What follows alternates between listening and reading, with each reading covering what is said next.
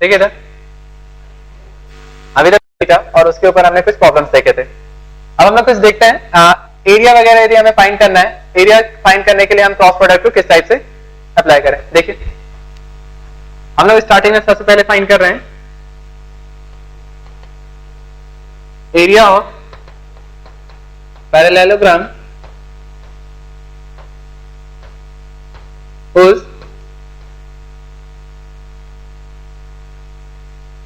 adjacent sides are given। अब हमें क्या है, यहां पर हमें एरिया ऑफ पैरेललोग्राम आपको हमें फाइंड करना है और हमें जो गिवन है वो क्या है, एडजेसेंट साइड्स। देखिए कैसे करते हैं।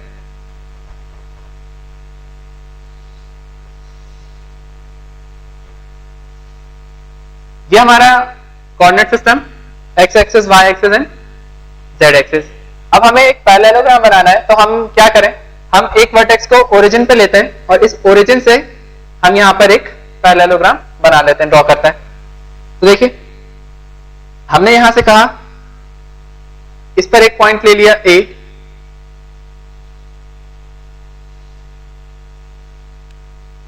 बी, सी।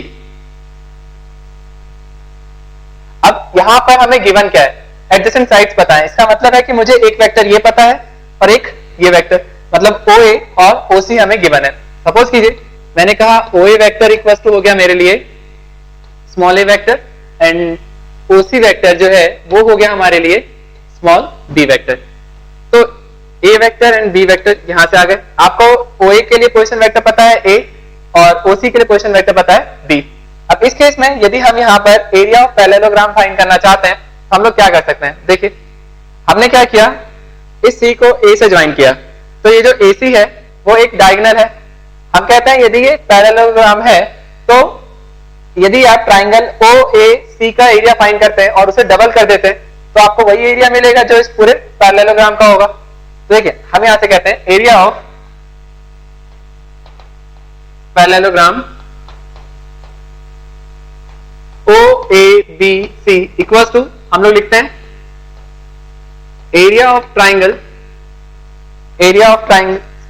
सॉरी ऐसा लिख दीजिए, एरिया ऑफ ट्राइंगल OAC और इसको मल्टीप्लाई कर दीजिए आप 2 से। मतलब इसी एरिया को यदि हम डबल कर दें, इस एरिया को यदि डबल कर देते हैं तो हमें टोटल एरिया मिल जाएगा। अब देखिए इसका एरिया हम कैसे फाइंड करें। यदि हम OAC ट्राइंगल की बात करें तो हमने क्या किया, एरिया को हम क्या लिखते हैं, half of base into height. अब यहाँ पे क्या कीजिए, इस C पॉइंट से हमने इस पर एक परपेंडिकुलर ड्रॉप किया और इसे मैंने कहा M। तो लेंथ परपेंडिकुलर जो हो गया वो हो गया हमारे लिए CM और जो बेस है वो हो गया OA। तो हम यहां से लिखते हैं इसे हाफ ऑफ बेस हो गया OA और जो हाइट है वो हो गया हमारे लिए CM इंटू 2। तो यह 1/2 और 2 तो कैंसिल हो जाएगा। OA को हम लोग क्या लिख दें, देखिए OA जो है वो वेक्टर A है तो इसे हमने लिख दिया यहां से A वेक्टर इंटू OA है। इसे सिंपल हम मैग्नीट्यूड की बात करने जाएं अभी तो मैग्नीट्यूड ऑफ A लिख देते हैं। CM की बात करने जाएं तो CM क्या होगा। अब देखिए A वेक्टर और B वेक्टर यदि हमें गिवन है, हमने कहा कि उनके बीच में जो एंगल बन रहा है वो एंगल हमारे लिए थीटा डिग्री। तो हमने कहा A और B के बीच का एंगल थीटा है, तो यदि हम इस राइट एंगल ट्राइंगल की बात करें, in right angle triangle OMC, यदि मैं यहां से साइन थीटा फाइंड करूं तो साइन थीटा होता है मेरे लिए परपेंडिकुलर अपॉन हाइपोटेनस और परपेंडिकुलर हो जाएगा CM upon magnitude of B। Hypotenuse है हमारे पास मैग्नीट्यूड ऑफ B। इस साइन थीटा से हम यहां यदि CM की वैल्यू फाइंड करें तो CM इक्वल्स टू हमें मिलता है magnitude of B into sine theta. इसे यहां पुट करते हैं, ये हो जाएगा magnitude of B into sine theta. अब यदि हम कहने जाएं, देखने जाएं तो हमें दिखता है magnitude of A into magnitude of B into sine theta, मतलब A magnitude of A cross B। तो इसे मैंने लिख दिया magnitude of A cross B। तो जो एरिया आ रहा है, एरिया ऑफ पैरेललोग्राम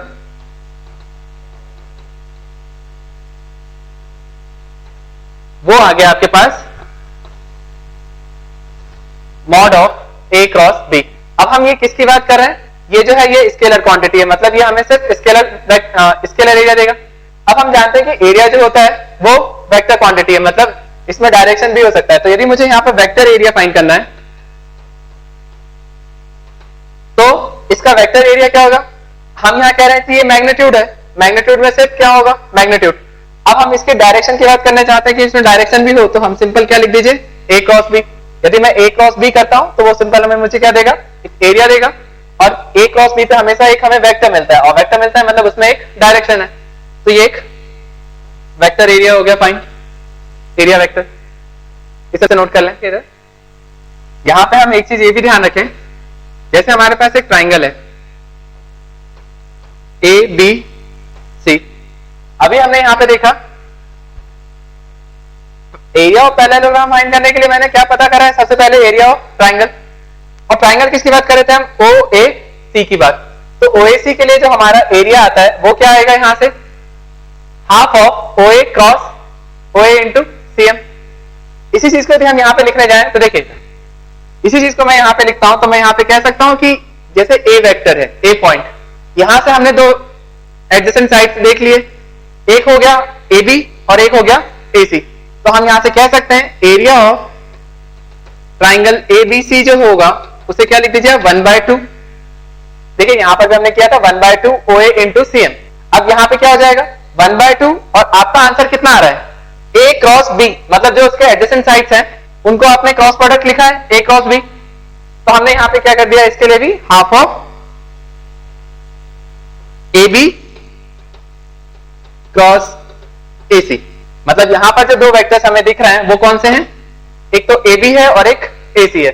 मतलब कभी भी मुझे एरिया ऑफ ट्राइंगल एबीसी यदि फाइंड करना है और मुझे दो कंसेक्यूटिव या फिर कहे तो दो एडजेसेंट साइड्स हमें पता है और उसके पोजीशन वेक्टर्स पता है, तो आप हमेशा क्या लिखिए? Half of A B cross A C. ठीक, अब ये क्या था? ये एरिया वेक्टर है, क्योंकि क्रॉस प्रोडक्ट की बात कर रहे हैं तो वो आंसर जो आएगा वो एरिया की टर्म्स में आएगा। अब इसी के लिए यदि मैं सिर्फ मैग्नीट्यूड की बात करने जाऊं या फिर हम कहें तो स्केलर एरिया जो आएगा वो कितना आएगा? 1/2 mod of magnitude of A B cross A C. इसे नोट कर लीजिए। मतलब जब भी हमें एरिया ऑफ ट्राइंगल एबीसी पता करना है और दो साइड्स पता है तो सिंपल आप उनका क्रॉस प्रोडक्ट लें और 1/2 से मल्टीप्लाई कर दें तो आपको आंसर मिल जाएगा। भी ध्यान रखें, जैसे हमारे स्केलर एरिया के, अरे मैग्नीट्यूड लिखा है, या तो आप मैग्नीट्यूड बोलिए या फिर स्केलर एरिया। मैग्नीट्यूड लिखा है या तो आप मैग्नीट्यूड। नेक्स्ट देखें,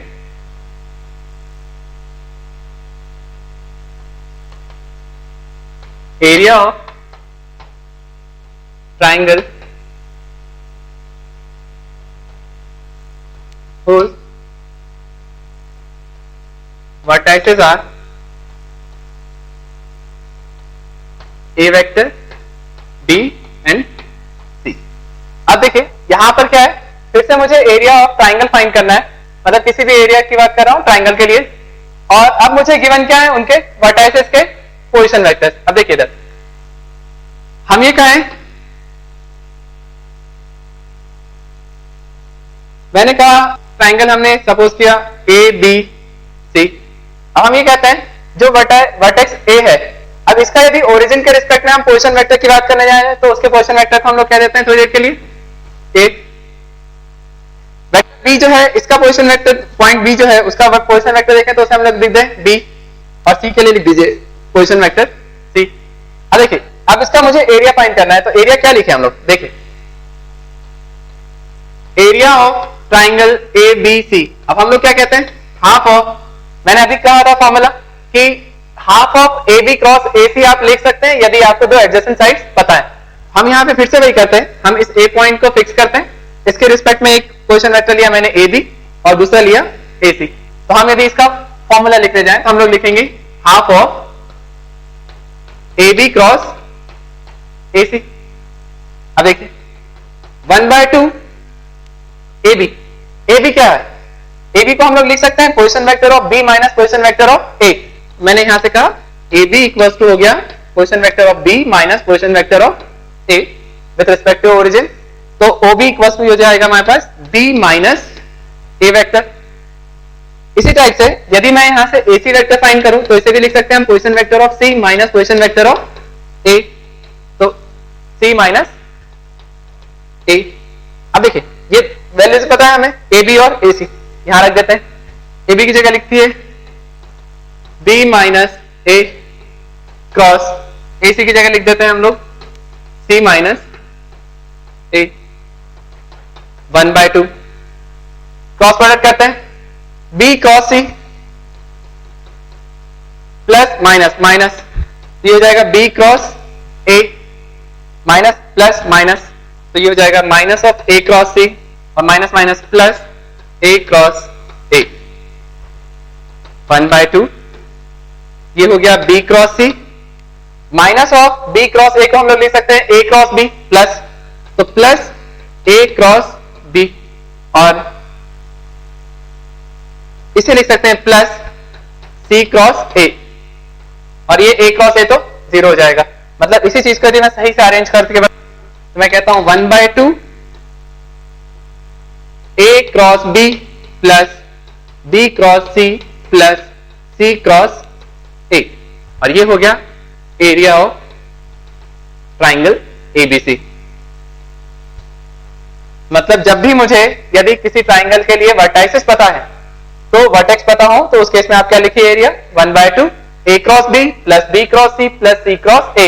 याद रख सकते हैं आप, इजी है, साइक्लिक ऑर्डर में याद रखें, A cross B plus B cross C plus C cross A.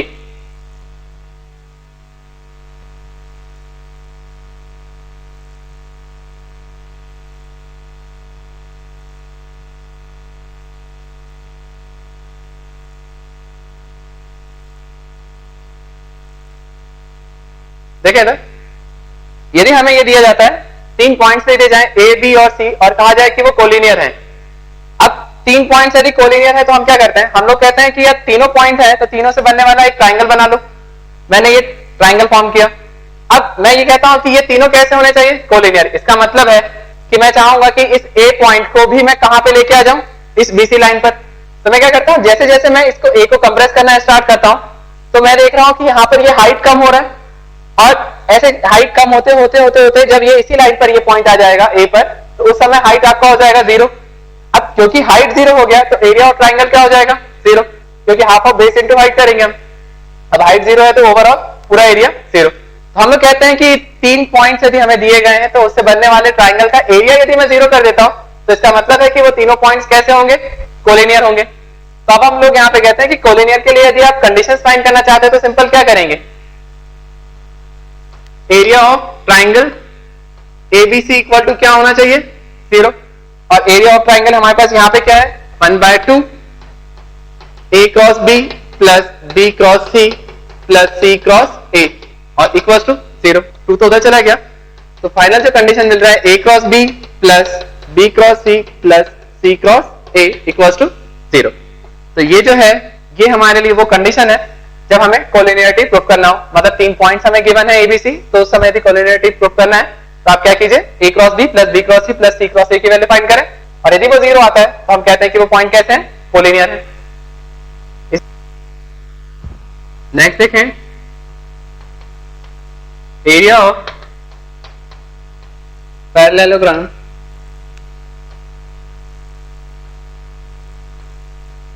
whose diagonals are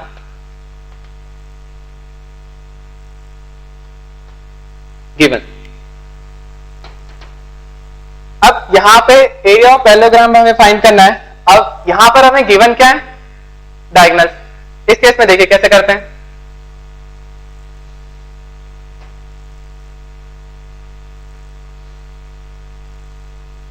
मैंने एक पैरेललोग्राम बनाया A B C and D.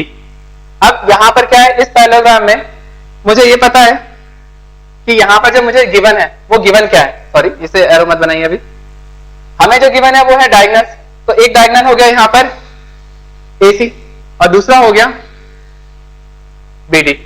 अब सुनो, हम लोग कहते हैं कि किसी के भी पोजीशन वेक्टर्स के बारे में यदि हम बात करें तो हम लोग ये कहते हैं कि यार एक पॉइंट को आप ओरिजिन ले लीजिए, क्योंकि ओरिजिन के रिस्पेक्ट में जब हम सारे पॉइंट्स लिखते हैं तो वो हमारे लिए ज्यादा सिंपल कैलकुलेशन हो जाता है। अब हम यहाँ क्या करते हैं, इन दोनों डायगोनल का जो इंटरसेक्शन पॉइंट आ रहा है इसे हम लोग कहते हैं O।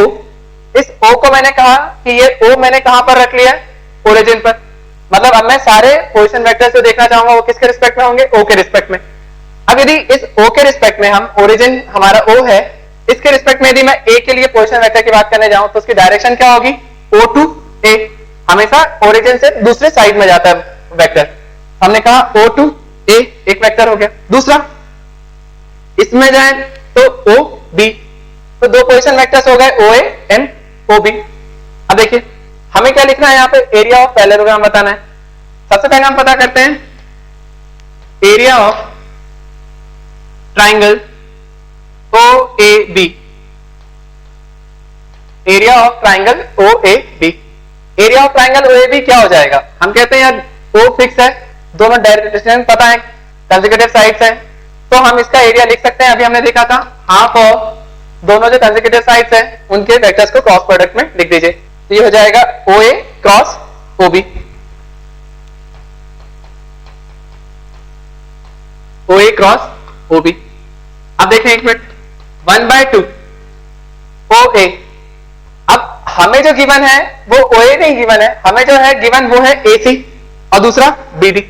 तो हम लोग कहते हैं कि डायरेक्शन कैसी है? O to A, इस डायरेक्शन में जा रहे हैं। मतलब हमारे लिए जो एक डायगोनल हो गया वो क्या है? एक तो हो गया CA एक डायगोनल है, और दूसरा डायगोनल जो है वो क्या होगा? डायरेक्शन आपको D to B दिख रहा है, तो हमने लिखा DB।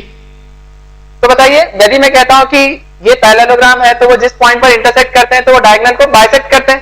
इसका मतलब है कि हम यहां से कह सकते हैं जो OA है, OA इक्वल टू हो गया हाफ ऑफ CA, और इसी टाइप से आप OB को लिख सकते हैं half of DB, half of CA and half of DB। तो इस OA की जगह हम लोग लिख देते हैं half of CA vector cross half of DB vector. अब हमने ऐसा कन्वर्ट क्यों किया? हमने ऐसा इसलिए कन्वर्ट किया CA और DB में क्योंकि हमें गिवन था वो CA और DB, हमें OA और OB गिवन नहीं थे। अब हम इसे क्या लिख सकते हैं?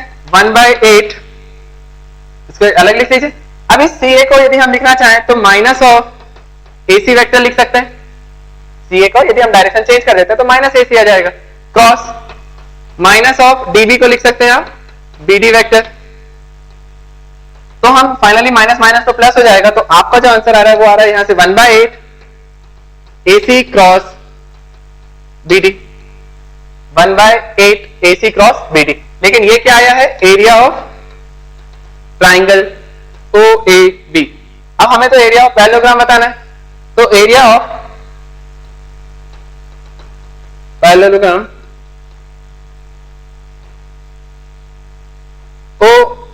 ABCD इक्वल्स टू क्या होगा? हमें थ्योरम्स पता है। यदि मैं इस एरिया को फाइंड करता हूं OAB के लिए, सेकंड, थर्ड एंड फोर्थ चारों जो है वो इक्वल एरियाज होंगे, तो हम यदि इसी एक एरिया को 4 टाइम्स कर दें तो हमें टोटल एरिया मिल जाएगा। तो इसलिए हमने क्या कर दिया, इसे 4 times of area of triangle OAB। तो ये हो गया 4 into area of triangle OAB हम यहां फाइंड कर चुके हैं 1/8 AC क्रॉस BD वेक्टर। तो ये हो जाएगा 1/2, सिंपल आया 1/2 AC क्रॉस BD। मतलब हमें जो फाइनल आंसर मिला वो मिला half of AC cross BD।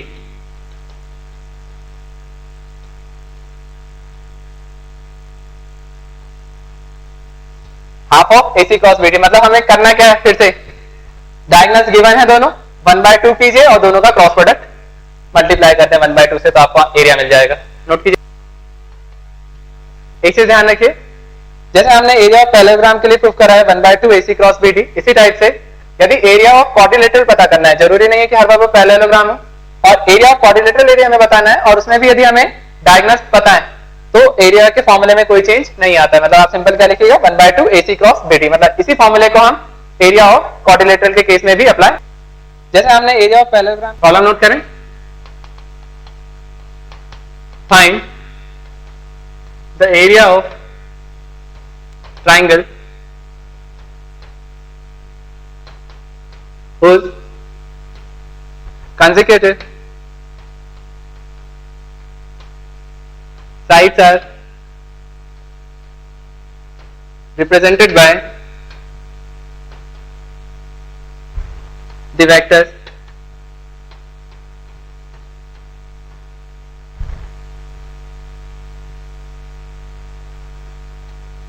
equals to 3i cap plus 4j cap and b vector equals to minus 5i cap plus 7j cap. देखिए एरिया ऑफ ट्राइंगल फाइंड करना है और कंसेक्यूटिव साइड्स आपको पता है, तो हम लोग फॉर्मूला क्या लगाएं, del equals to 1/2 a cross b, consecutive sides पता है हमें, a क्रॉस b है 1/2. अब a क्रॉस b क्या हो जाएगा, आप a क्रॉस b अलग ही फाइंड कर लीजिए. क्या करते हैं हम लोग डिटरमिनेंट मेथड में, i cap j cap k cap. अब i cap j cap k cap हो गया, इसके कोएफिशिएंट कितने हैं 3 4 i और j, तो 3 4 और k कैप हो गया 0. यहां पर हम बात करें तो -5 7 and 0. तो यहां से i कैप के लिए भी हम सॉल्व करने जाएंगे तो हमें मिलेगा यहां से 0 0 0 i cap minus j cap करें तो ये भी हमें 0 मिलना है, तो 0 j कैप और प्लस k कैप की बात करें तो ये आ जाएगा हमारे पास 21 प्लस 20 मतलब 41. तो ये आपको मिला 41 k कैप. इसका मतलब है a cross b equal to आपको मिल रहा है 41 k कैप. तो एरिया जो आ रहा है वो हमारा एरिया हो गया 1/2 इंटू 41 k कैप. अब सुनिए ये जो है ये एरिया वेक्टर हुआ, मतलब हमें k कैप की डायरेक्शन में है, इसका मतलब है कि वो z एक्सिस पर है. तो एरिया जो आ रहा है वो कितना हो गया आपका 41/2 k कैप एरिया वेक्टर. और यदि हम इसमें सिर्फ मैग्नीट्यूड बात करना चाहते हैं तो स्केलर एरिया क्या हो जाएगा, एरिया इक्वल टू इसका मैग्नीट्यूड मतलब 41/2 and magnitude of k cap. तो आंसर आपका आ जाएगा 41/2. ये आंसर है आपका, नोट करें इसे.